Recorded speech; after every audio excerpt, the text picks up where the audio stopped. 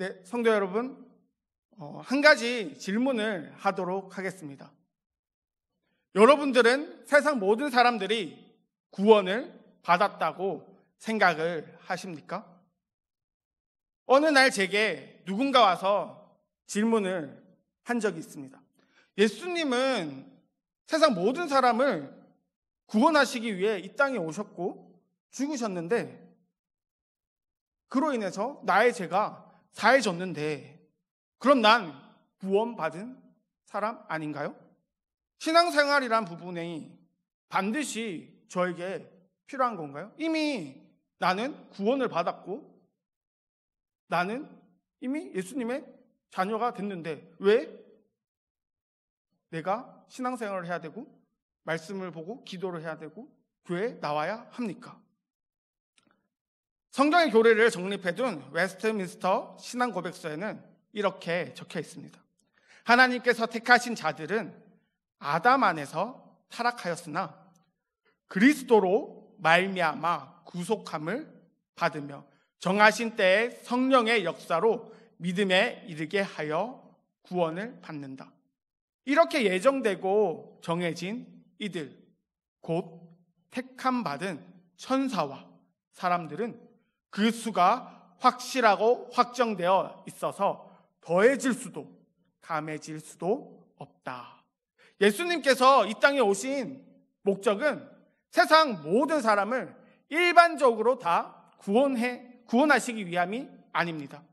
하나님께서 창세전에 그리스도 안에서 택하신 자기 백성을 구원하시기 위해서 예수님을 보내주셨습니다.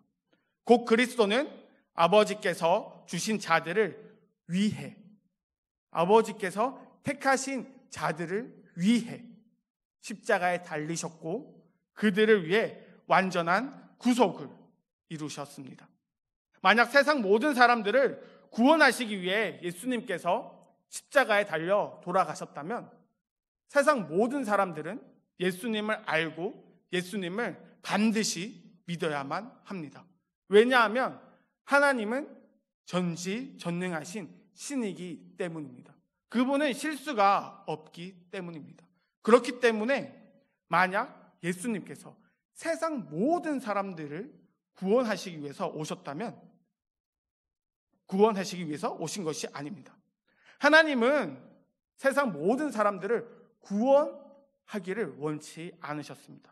그분은 자신이 택한 백성, 자신이 택한 사람을 구원하시기 위해 태초부터 계획하셨고 예수님을 보내주셨고 그리고 우리를 구속해 주셨습니다. 이렇듯 하나님의 백성은 태초에 하나님이 정하신 것입니다. 오늘 본문은 예수님께서 예루살렘으로 가시면서 각 성읍에 복음을 전파하시는 장면 속에서 사건이 발생합니다. 어떤 사람이 예수님께 찾아와 질문을 합니다. 주여, 구원을 얻는 자가 적으나이까? 이에 예수님은 단순한 숫자의 문제로 답하지 않으십니다. 많다, 적다, 몇백만이다, 그렇지 않다로 대답하시는 것이 아니라 예수님께서는 구원의 길에 임하는 태도를 강조하십니다. 주님은 명확하게 말씀하십니다. 좁은 문으로 들어가기를 힘쓰라. 좁은 문으로 들어가기를 힘쓰라. 들어가기를 원하면서도 들어가지 못하는 사람이 많으리라 라고 예수님께서는 말씀하십니다. 곧 기회가 영원히 열려있는 것이 아니라 문이 닫히는 때가 있을 것임을 경고하십니다. 문이 닫힌 뒤에 밖에서 아무리 두드리며 우리도 주님을 알지 않습니까? 우리 주님이랑 같이 식사했습니다. 우리 주님이 가르치시는 그 말씀을 들었습니다. 라고 아무리 이야기를 해도 주님은 나는 너희를 알지 못한다 하실 것이라 말씀하십니다. 또한 주님은 마지막 심판의 자리에선 의의 반전이 일어남을 경고하십니다. 아브라함과 이삭과 야곱과 모든 선지자들은 하나님 나라 잔치 자리에 앉아 있지만 정작 그 나라를 상속받는다고 생각했던 많은 이들은 쫓겨나는 일이 있을 것이라 말씀하십니다. 동서남북 모든 곳에서 사람들이 하나님 나라에 들어가고 스스로 먼저라 생각했던 일이 도리어 나중되고 나중된 자들이 먼저 되는 일이 일어납니다. 오늘 말씀은 구원의 수보다 구원의 길에 대한 올바른 태도가 무엇인지를 설명하고 있습니다. 오늘 본문 말씀을 통해 4가지의 포인트를 함께 묵상하도록 하겠습니다. 우리 24절 말씀입니다. 다 함께 24절 말씀 읽도록 하겠습니다. 좁은 문으로 들어가기를 힘쓰라. 내가 너희에게 이르노니 들어가기를 구하여도 못하는 자가 많으리라. 첫 번째 포인트입니다. 좁은 문으로 들어가라. 오늘 설교 주제는 좁은 문으로 들어가기를 힘쓰라입니다. 이것은 예수님의 명령입니다. 여기서 좁은 문이란 구원의 길이 인간의 힘이나 자격 혹은 외적인 행위로 열리는 것이 아님을 의미합니다. 오직 예수 그리스도를 믿는 믿음만이 이 문을 열 수 있으며, 문이 좁다는 것은 자신이 죄인임을 인정하고 예수를 전적으로 신뢰하는 자만이 들어갈 수 있음을 뜻합니다. 그렇다면 예수님을 믿는 자만이 이 좁은 문, 구원받는 이 문으로 들어갈 수 있다고 하였는데, 그렇다면 예수님을 믿는다는 것은 무엇일까요? 우리는 예수를 믿는다고 하지만 정확히 무엇을 믿고 있습니까? 세상 사람들도 예수가 실존했던 인물이라고 알고 믿는 사람들도 있습니다. 이들도 그럼 예수님을 믿는 것인가요? 예수를 믿는다는 것은 요한복음 3장에 잘 나와 있습니다. 우리 말씀 한번 찾도록 하겠습니다. 요한복음 3장 16절에서 18절 말씀입니다. 요한복음 3장 16절에서 18절 말씀입니다.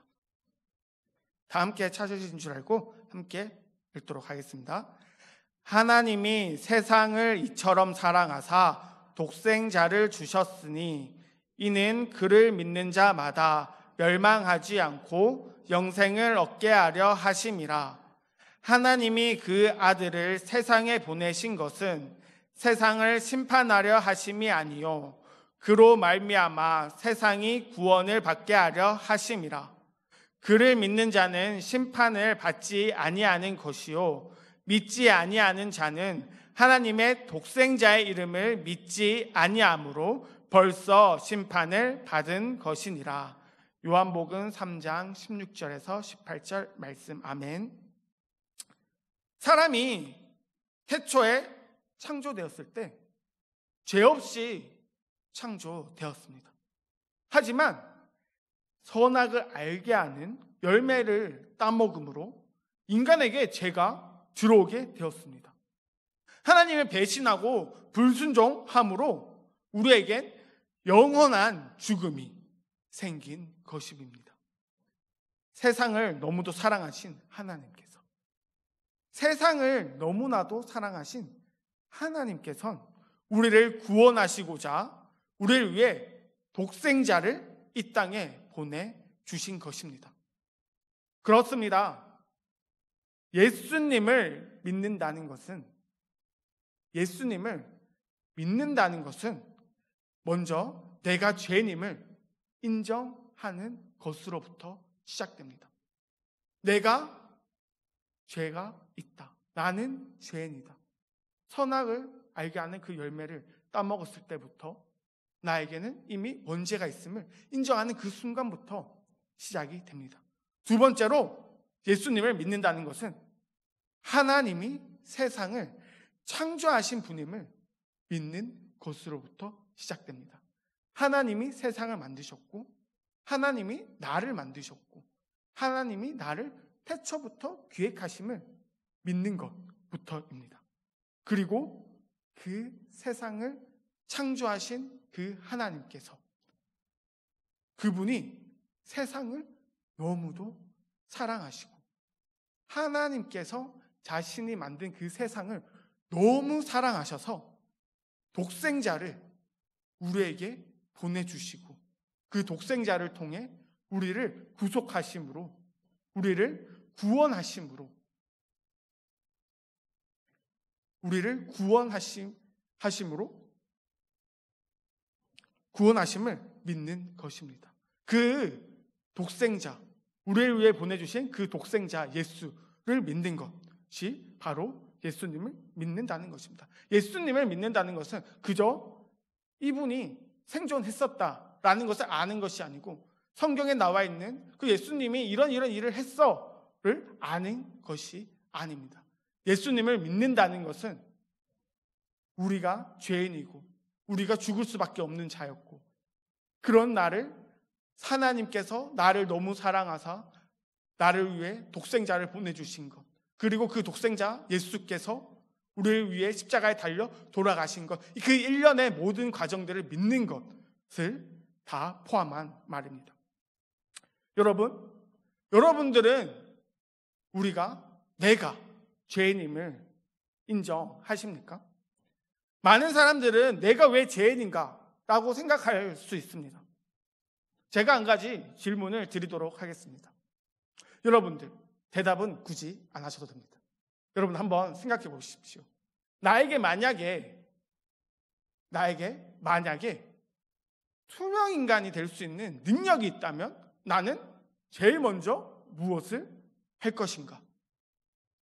네, 여러분들은 무엇을 할 것입니까? 이러한 소재로 영화가 나온 게 있습니다. 할로우맨이라는 영화가 있는데요. 이 영화의 주인공이 자신이 실험을 통해서 투명 인간이 되었습니다. 처음에는 굉장히 열심히 있고 자기 일을 사랑했던 사람인데 투명 인간이 되고 나서 사람들이 자기를 보지 못함을 알고 자기의 이윤을 위해서 살인을 하고 금품을 탈취하고 간음을 하고 이러한 죄악된 행동들을 했습니다. 이 영화는 내가 만약 투명 인간이 된다면 에서 시작해서 인간의 본성과 도덕성을 표현한 영화입니다. 이렇게 우리는 아무도 보지 못한다라고 생각했을 때에 우리 내면에 있는 죄악된 본성들이 표출되어지고 아무도 보지 않을 때 아무도 없을 때 죄악된 나의 모습을 바로 볼 수 있습니다. 혹시 그럼에도 불구하고 나는 죄가 좀 덜한 것 같은데? 라고 생각하시는 분들이 있을 수 있습니다. 그럼 제가 한 가지 더 질문을 하도록 하겠습니다. 만약 여러분들이 우리 교회에 동성애자가 만약 찾아온다면 여러분들은 그분들을 어떻게 받아들이시겠습니까? 환영해 주실 건가요? 아니면 배척하실 건가요? 분명한 것은 성경은 우리에게 말합니다. 동성애는 죄이다. 동성애를 금하라고 말하고 있습니다. 하지만 동성애 또한 인간의 죄악된 본성에서 나온 죄일 뿐 특별한 것은 아닙니다. 그렇기 때문에 우리와 똑같은 죄인으로서 사랑으로 품어야 할 대상인 것입니다. 흰색 종이 위에 제가 오늘 흰색 와이셔츠를 입었는데요. 이 흰색 와이셔츠 위에 만약 흙탕물이 튄다면 이 흰색 와이셔츠는 깨끗한 와이셔츠일까요? 더러워진 와이셔츠일까요? 이 흰색 와이셔츠에 흙탕물이 그저 3방울, 4방울, 5방울이 튀었을 뿐인데 과연 이 흰색 와이셔츠는 깨끗한 와이셔츠일까요? 아니면 더러워진 와이셔츠일까요? 그렇습니다.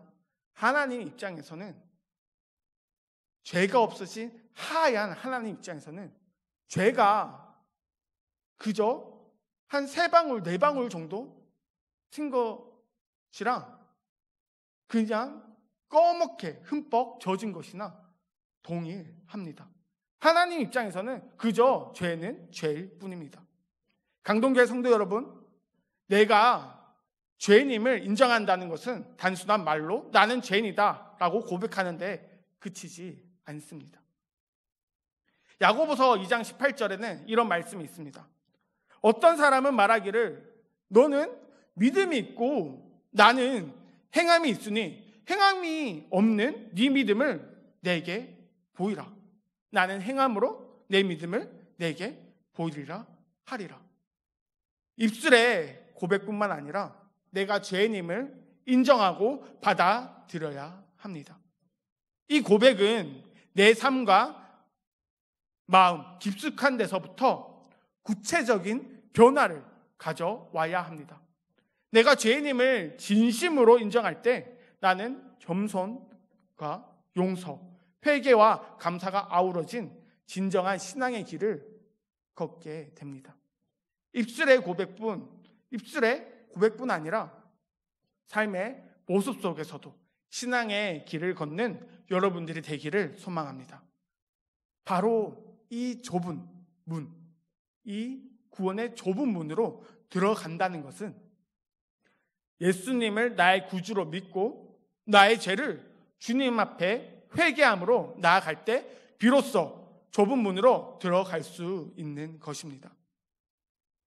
그런데 예수님은 이 좁은 문으로 들어가는 것을 그저 좁은 문으로 들어가라 라고 말씀하지 않으셨어요. 예수님께서는 이 좁은 문으로 들어가는 것에 있어 너희가 들어가기를 힘쓰라 라고 말씀하고 있습니다.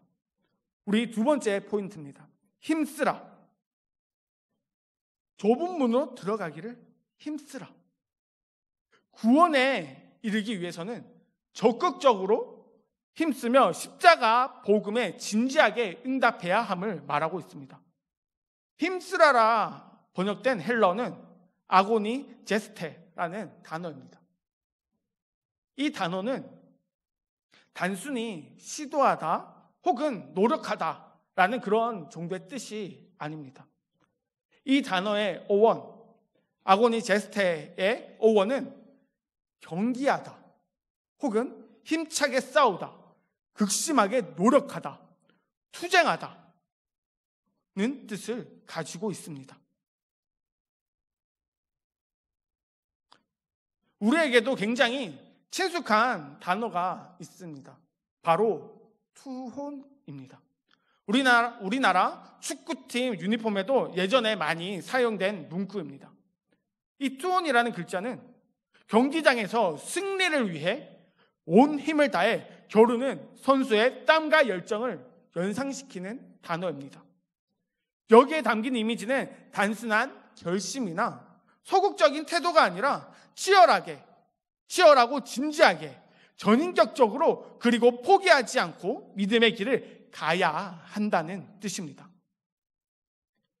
신약 성경에서도 동일하게 사용된 말씀들이 있습니다. 우리 디모데 전서에서는 믿음을 위하여 선한 싸움을 싸우라. 또 골로새서 같은 경우에는 영생을 얻도록 힘쓰라. 여기서 싸우라, 힘써라는 동일하게 아고니 제스테라는 헬라어가 사용되어졌습니다.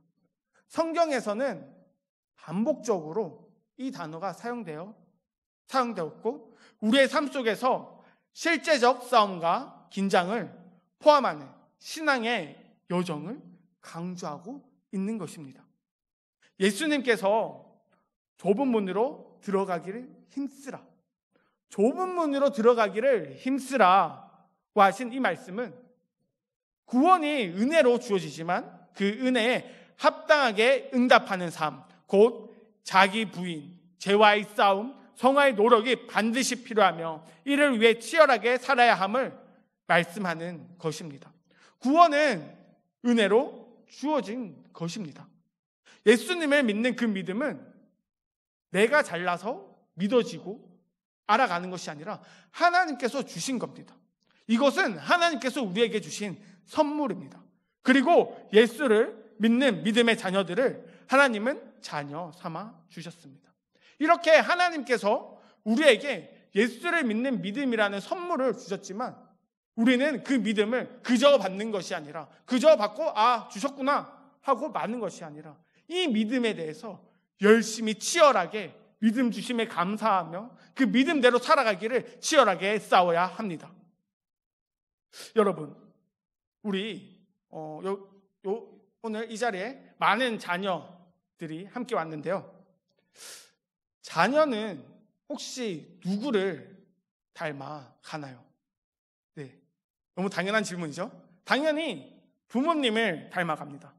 선천적인 부모님의 외적인 모습, 또 성격 등을 담는 것도 있고요. 또 후천적으로는 말투, 혹은 습관, 혹은 또 좋아하는 음식 이런 것들도 있겠죠. 자녀들이 부모를 닮는 것은 너무나도 당연한 것입니다. 자녀들이 부모를 닮는 것이 당연하듯 하나님의 자녀가 된 우리 또한 예수님을 닮아가는 것, 하나님을 닮아가는 것이 당연한 것입니다. 예수님께서 자신의 뜻대로가 아닌 하나님의 뜻에 순종하며 치열하게 죄와 싸우셨습니다. 죽음을 문 앞에 두고 예수님께서 겟세마네 동산에서 얼마나 치열하게 하나님 앞에 무릎 꿇고 기도했는지 우리는 말씀 속에서 압니다. 예수님은 자신의 그 목숨에 대해서 얼마나 두려워했습니까? 이것은 예수님의 인간적인 모습입니다. 하지만 예수님은 자신의 뜻이 아닌 하나님의 뜻에 순종하셨습니다. 살고 싶은 인간의 욕구와 생각이 아닌 하나님의 마음, 하나님께서 세상을 이처럼 사랑하셨던 그 마음을 예수님께서 아시고 그 하나님의 뜻에 순종했습니다. 우리 또한 치열하게 나의 아집과 죄와 욕망과 싸워 구원의 은혜에 합당하게 응답하는 삶을 살아야 합니다. 예수님 또한 겟세마네 동산에서 하나님께 그 땀을 뻘뻘 흘리면서 3번을 기도하지 않습니까? 우리 또한 우리의 죄악된 본성에서 싸워서 승리하기 위해서 하나님께 매달리고 기도하고 나의 죄악된 모습들, 내가 지은 죄악들을 놓고 하나님께 회개함으로 나아가야 됩니다. 결국 예수님은 신앙의 여정이 결코 자동적이거나 안일할 수 없고 오히려 믿음의 경주를 끝까지 달려가는 선수처럼 살아있는 긴장과 헌신이 요구된다는 것을 우리에게 힘주어 명령하는 것입니다. 사랑하는 성도 여러분, 주님을 믿는 믿음의 길은 결코 형식적이거나 가벼운 선택이 아닙니다. 예수님께서 말씀하신 것처럼 좁은 문으로 들어가기 위해선 힘써야 합니다. 이 말은 단순히 노력한다는 말이 아니라 경기장에서 승리를 위해 몸부림치는 선수처럼 온 힘을 다하여 싸우는 것입니다. 우리 초대교회 라우디게아 교회를 잘 알지 않습니까? 이 교회는 요한에게 혼이 납니다. 너희가 신앙생활 어떻게 하느냐? 차갑든지 뜨겁든지 하나만 하라. 예수님은 우리에게 말씀하십니다. 너희가 신앙생활을 어떻게 할 것인가? 차갑든지 뜨겁든지. 우리는 미지근한 것이 아니라 열정으로 치열하게 이 믿음 생활을 해야 함을 선포합니다. 그러므로 우리는 주님을 믿는 일에 대해서 진심을 다해야 합니다. 예수님을 믿는다는 것은 단순한 동의나 습관적 고백이 아니라 내 생명과 삶 전체를 거는 결단입니다. 믿음의 자녀는 반드시 예수님을 닮아가게 됩니다. 주님께서 죄와 싸우시고 하나님의 뜻에 순종하신 것처럼 우리도 치열하게 나의 욕망과 죄와 맞서 싸워야 합니다. 우리 모두 주님의 자녀로 주님을 닮아가는 성도 여러분이 되시길 소망합니다. 25절 말씀을 함께 읽도록 하겠습니다. 25절 말씀입니다. 집 주인이 일어나 문을 한 번 닫은 후에 너희가 밖에 서서 문을 두드리며 주여 열어주소서 하면 그가 대답하여 이르되 나는 너희가 어디에서 온 자인지 알지 못하노라 하니. 네, 세 번째 포인트입니다. 구원의 시기는 유한합니다. 집주인은 어느 순간 반드시 문을 닫습니다.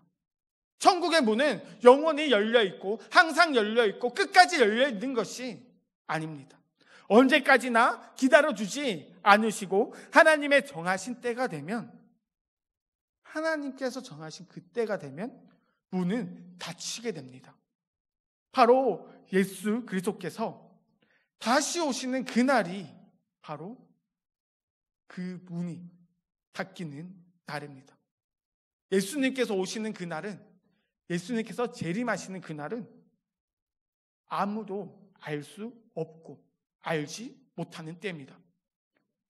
문이 닫힌 후에 두드리는 사람들이 있다고 나옵니다. 그들은 과거에 주인과 함께 식사도 했고 그의 말씀을 가까이에서 배우기도 했습니다. 그러나 집주인은 그들에게 냉정하게 말합니다. 나는 너희를 알지 못한다.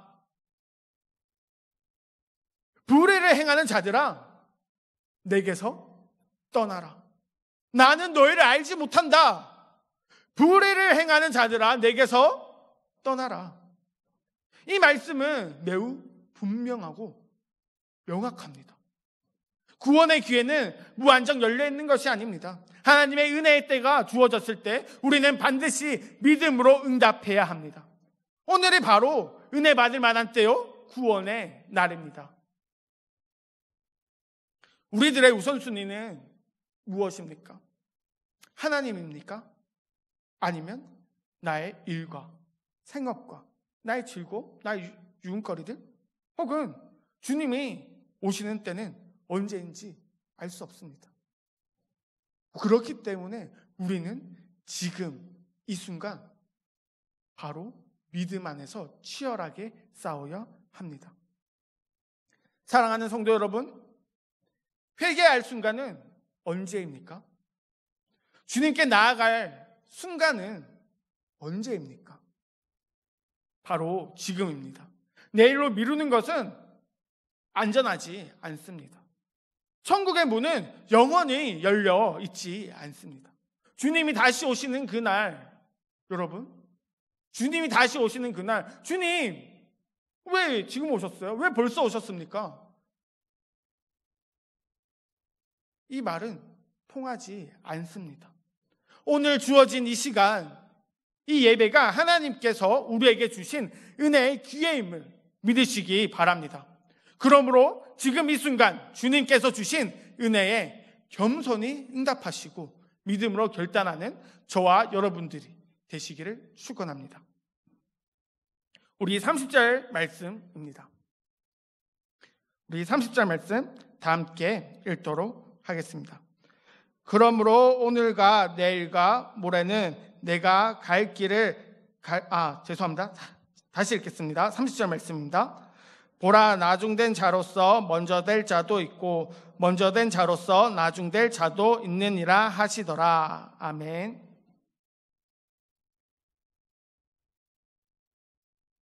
네, 마지막 네 번째 포인트입니다. 먼저 된 자가 나중되고 나중된 자가 먼저 된다입니다. 예수님께서는 먼저 된 자가 나중되고 나중된 자가 먼저 된다고 말씀하셨습니다. 이 놀라운 선언은 당시 유대인들에게는 굉장히 충격적이었습니다. 왜냐하면 자신들은 특별한 민족이었기 때문입니다. 자신들의 하나님께서 택하신 특별한 민족이라고 생각했기 때문입니다. 자신들은 약속을 받은 약속의 민족이라고 생각했기 때문입니다. 그렇기 때문에 자기들은 반드시 구원을 받을 하나님의 백성이고 자기들이 가장 먼저 하나님 앞에 설 구원의 백성이라고 확신하고 살았습니다. 하지만 예수님께서는 말씀하십니다. 아니, 너희 먼저 아닐 수 있어. 먼저 된 자가 나중 될 수 있고 나중 된 자가 먼저 될 수도 있다 라고 말씀하셨습니다. 오늘날도 이 원리는 동일하게 적용됩니다. 믿음의 핵심, 구원의 핵심은 출신이나 배경, 경력에 있는 것이 아닙니다. 내가 주일을 얼마나 열심히 참석했고 내가 봉사를 얼마나 많이 하고 내 엄마 아빠가 예수를 잘 믿고 내 할머니가 예수를 잘 믿고 믿음의 자손이라는 것이 중요한 게 아닙니다. 모태신앙이나 십수년 교회 생활을 자랑한 것, 이것이 믿음의 핵심이 아닙니다. 내가 직분이 높다고 해서 내가 집사고 장로고 권사고 전도사고 목사고 라고 해서 믿음의 핵심은 아니라는 겁니다. 그것이 하나님 나라의 문을 열어주지는 않습니다.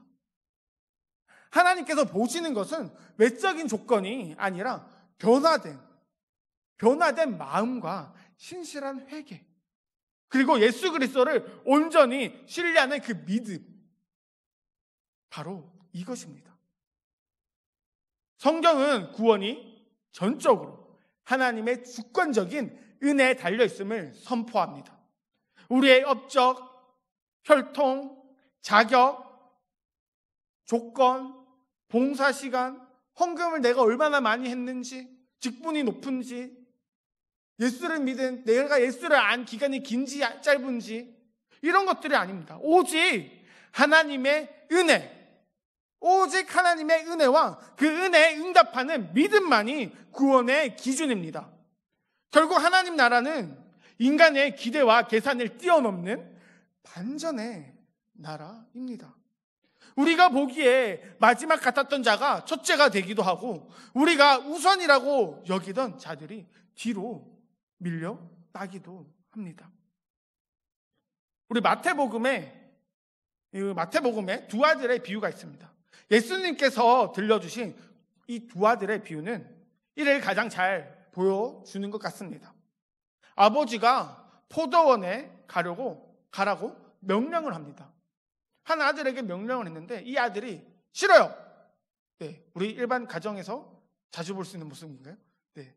네, 우리 아이들이 싫어요 라고 그럽니다. 그런데 이 아들이 곰곰이 생각해 보니까 이 아빠가 한 말이, 아버지가 한 말이 옳은 것 같아. 내가 좀 잘못했네 하고 반성을 하고 포도원으로 갑니다. 그런 아들이 한 명 있고요. 또 다른 아들은 아버지가 포도원으로 가라 그랬을 때 예, 알겠습니다 아버지 라고 말했는데 뒤돌아서 바로 가지 않은 아들이 있었습니다. 여러분, 이 두 아들이 있는데 예수님은 이 비유를 통해 충격적인 말씀을 하십니다. 세리와 창녀들이 너희보다 먼저 하나님 나라에 들어간다. 이 율법 교사들, 유대 지도자들은 너무 충격이었습니다. 아니, 내가 이렇게 열심히 살았는데 하나님 앞에 네 알겠습니다 하고 말씀을 보고 기도 내가 가장 많이 했는데 내가 저 사람들보다 죄를 안 지는 사람 같은데? 겉으로는 순종의 말을 했던 종교 지도자들보다 진심으로 회개하며 돌아온 세리와 창녀들이 하나님께 더 가까이 나아간다는 것을 예수님께서 말씀하신 겁니다. 오래 교회를 다닌 경력이나 신앙처럼 보이는 형식만으로는 하나님의 나라에 들어갈 수 없습니다. 그저 교회에 오래 다녔다고 해서, 그저 주일에 교회에 나오는 것이라고 해서 구원받은 백성이라고 할 수 없습니다. 오직 마음을 돌이키고 실제로 믿음으로 행하는 자만이 바로 천국의 주인공이 될 수 있습니다. 사랑하는 성도 여러분, 우리는 오늘 이 말씀 앞에서 자신을 돌아보아야 합니다. 나는 단지 교회에 오래 다니는 사람인가? 나는 지금 하나님 앞에 내가 죄인임을 회개하며 살아가고 있는가? 나는 교회에서 봉사를 많이 하는 사람인가? 내가 주님을 믿고 있는가? 내가 예수님의 십자가를 바라보며 눈물로 회개하며 저 예수님께서, 아무 죄가 없으신 예수님께서 나를 위해 이 땅에 오신 것을, 이 죄인된 나를 위해 이 땅에 오신 것을 바라보고 반성하고 회개하는 모습을 지금 가지고 있습니까? 나는 신앙을 말로만 고백할 뿐 실제 삶 속에 순종과 변화는 부족하지 않습니까? 내 믿음은 오늘도 살아 움직이며 회개로 열매를 맺고 있는 그러한 신앙입니까? 먼저 된 자도 나중이 될 수 있고 나중된 자도 먼저 될 수 있습니다. 하나님 앞에서 중요한 것은 현재 나의 믿음과 회개의 태도입니다. 과거에 내가 얼마나 회개를 했고 과거에 내가 얼마나 예수를 신실하게 믿었는지가 아니라 지금 이 순간 내가 주님을 얼마나 신실하고 믿고 있는가, 지금 이 시간 내가 주님 앞에 얼마나 회개하며 나의 죄성을 고백하며 눈물로써 기도하고 있는가. 그러므로 오늘 이 시간 과거를 자랑하거나 외적 조건에 기대치 말고 매일 새로운 회개와 믿음으로 주님께 나아가는 우리 강동교회 성도 여러분들이 되기를 소망합니다. 이제 말씀을 맺으려고 합니다.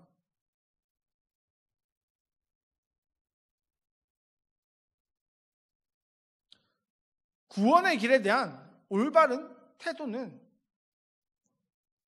무엇일까요?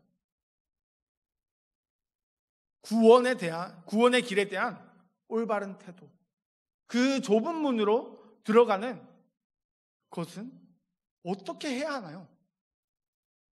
예수님은 우리에게 좁은 문으로 들어가기를 힘쓰라고 명령하셨습니다. 이 말씀은 신앙이 결코 쉽거나 자동적으로 주어지는 길이 아님을 보여줍니다. 우리는 날마다 스스로의 죄악됨을 인정해야 하며 매 순간 진심으로 하나님 앞에 회개해야만 합니다. 사실 우리는 그 누구와도 다를 것 없습니다. 남보다 나은 것도 없습니다.